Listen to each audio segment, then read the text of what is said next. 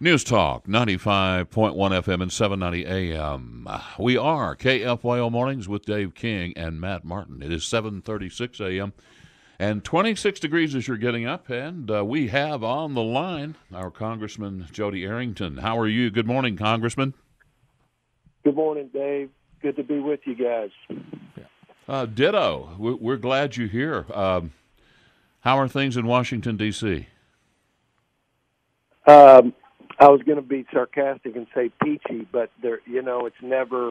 There's always a battle to fight, and there's always a controversy swirling somewhere, and you just have to stay focused on your priorities. And for us, it's getting tax reform and fulfilling a big promise for all of us who ran as conservatives. It's making sure we get cotton back in the Farm Bill, which is billions of dollars to the West Texas economy. And we're working on some things there that I can't comment on, but we're engaged. And then lastly, we want to make sure, first things first, we rebuild the military and give our troops what they need to keep us safe and make sure that they're safe and successful in addressing the threats to our country and our allies. So I think we're close to getting a big one done in tax reform. That's the big focus right now. Well, that's my question. Where do you think we stand on the tax bill and everything that we're hearing? Everything we're hearing from the Democrats is it's absolutely not a tax break for the middle class. Now, Congressman, is it or is it not? It absolutely is. They don't have any other talking point. I hate to be so partisan, but they're just circulating talking points. As I said when I was on an interview on Fox, I said the 1980s called and they want their talking points back from when Reagan passed the tax reform. It's a code that's broken. It's a code that's unfair. It's 70,000 pages. We're going to get it down to 400 to 500 pages. The biggest tax cuts for the low and middle income. Let's start there. Secondly, we double the standard deduction. So if you're married, you go from $12,000 in deductions to $24,000. If you're a family of five, you don't pay anything if you're making $55,000, $60,000 or something in that range. We do away with the alternative minimum tax, which is a tax on the middle class and the upper middle class. And we've got breaks in there with like SALT, the state and local taxes. We put a $10,000 cap on property taxes. That catches the middle class and below. And there are just all kinds of measures that focus on the middle class and working class Americans. So I feel good about it. The other thing is you've got small businesses that get a comparable break. But what we need is our economy to grow, and what middle and working class people need is a better paying job. Household income and wages have been flat for 10 years. And that's why we need to stimulate this economy. That benefits the middle and working class folks more than anybody, and I feel good about it. Congressman, I want to ask you a question about the Taylor Force Act. Yes. Why are we giving money to the Palestinian Authority anyway? Well, because the other government is a failed government run by Hamas and terrorist groups, and what we've been trying to do over the years is strike a two-state solution with a legitimate government, the Palestinian Authority, and the Israelis. Our allies in Israel want that two-state solution, and that's why we've been working to get to there, because long-term that provides stability and peace in that region in a way we haven't seen before. However, when you've got a policy in place that affects, like we discovered this essentially with Taylor Force's murder by terrorists from the Palestinian Authority, a Palestinian who killed this native Lubbock guy. And the policy for the Palestinian Authority is if you commit a terrorist attack and you're in prison, then they will pay the family, quote unquote, Social Security. But in this case, it's 3 times the annual wage of a Palestinian family. It's blood money, and it's an incentive and an encouragement for terrorists to do what they did to Taylor Force and others in Israel, whether it's an American or an ally Israeli. So right. we need to not give another red cent to those guys as long as policies are in place, or any country that has such policies. Right, and it sounds like, I mean, I guess when you hear about the Palestinian Authority and what they're doing, it sounds like they're funding terrorism, is what it boils down to. Yeah. It's exactly right.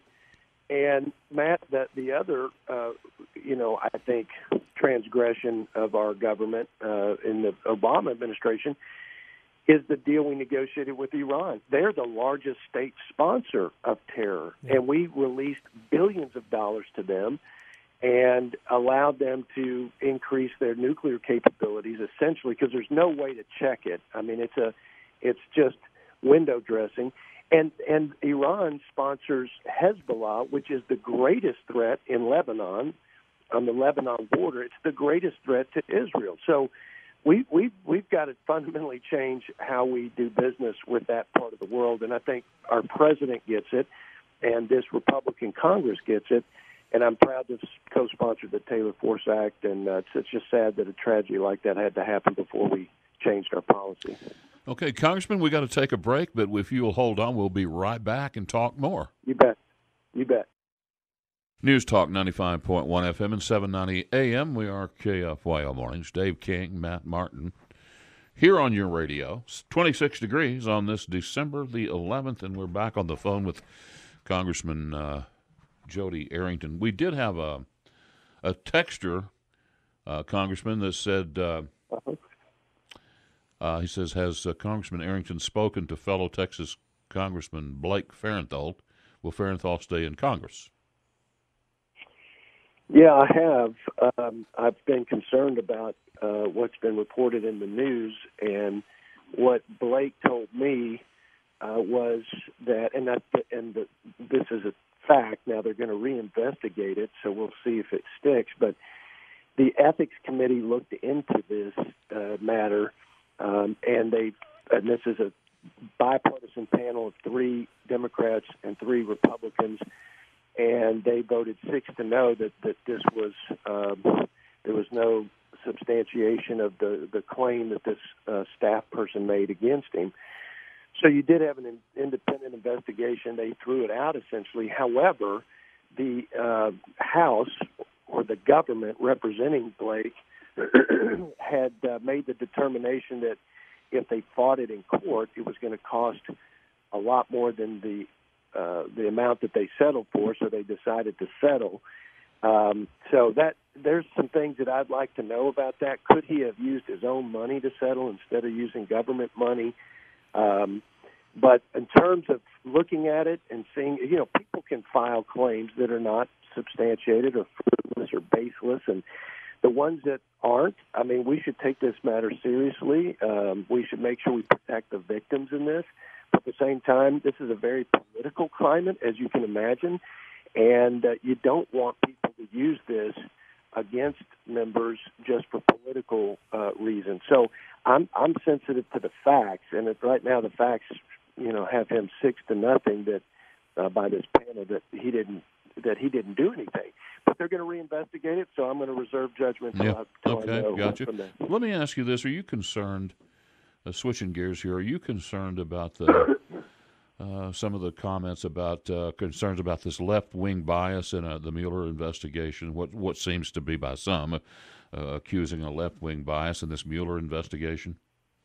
I don't have any more insight than what you guys have. Obviously, I'm very concerned about this Schrock gentleman, and I think it compromises the investigation. I mean, this guy is a senior official at the FBI and a deputy who's involved at a very high level doing all these principal interviews, and he's got an axe to grind with our president, and he's a supporter of Hillary Clinton. And now we found out, it seems that he was involved in changing the language in the email server scandal when they rendered their judgment at the FBI from a criminal act to just using extremely careless instead of negligent, which changes the whole outcome of that and doesn't make it a criminal act for further prosecution.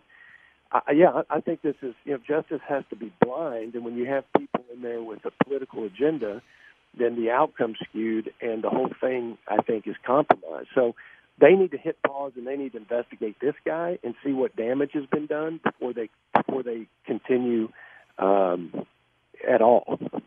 Okay. The House passed the Carry Concealed Reciprocity Act. Do you see that moving through the Senate? And then also, what exactly does that do? I mean, it's not going to allow you to, I guess, carry with the same laws from Texas. You actually have to follow the law from the state, right? Yeah, that's right, Matt. So you balance the fact that, if you're a licensed gun owner, and we believe that we have a fundamental right to protect ourselves and our families, then that shouldn't stop at the state line. This is a constitutional fundamental right. However, we also believe in the 10th Amendment, which is, states' sovereignty, and so you respect the various laws within the states. So I think it struck a good balance. I think it's a very common sense, law. There was a lady who was pulled over for a traffic violation in a state where she had a concealed handgun license, but not in that particular state. She told the law enforcement officer about it. She ended up spending like 50 days in jail. This is ridiculous. And then we do shore up the National Instant Criminal Background Check System. It's a database, and there are obviously some holes that need to be filled, like what happened in Sutherland Springs. Not new laws,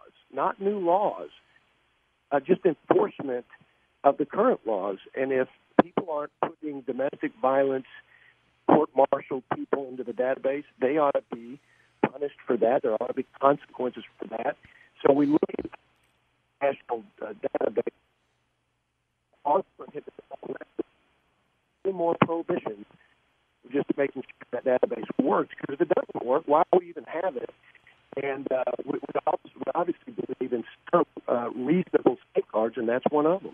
Hey, Congressman, we got to take a break right here. When we come back, we'll only have about a minute, but we'll let you give us your elevator speech and wrap it up when we come back, okay? You got it. Got it.